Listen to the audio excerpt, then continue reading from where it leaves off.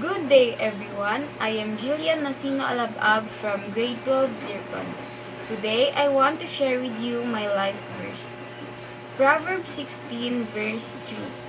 Commit to the Lord whatever you do, and He will establish your plans. We all have dreams and aspirations, but we also know that we're not perfect.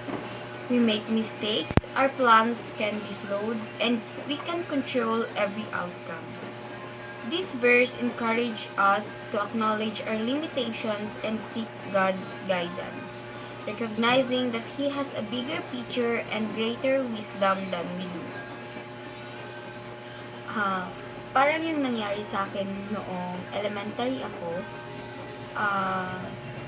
my goal is to become a salutatorian, but hindi yun nangyari dahil pangatlo lang ako. So, naisip ko ng time na yon na parang medyo lumayo yung loob ko kay God. Dahil isa rin ako sa mga nagagamit sa church. Yung sumunod na Sunday, that time, hindi muna ako nagpagamit dahil yun nga, mabigat sa pakiramdam dahil yung isa sa mga goals ko sa buhay ay hindi natupad. But, sa sumunod na Sunday, yung pastor namin, parang yung message niya, sinabi niya sa amin na parang i-commit natin kay God yung mga plans natin sa buhay. Tapos, yun, parang natauhan ako nung time na yon na parang may mas magandang plan si God para sa akin. And yun yung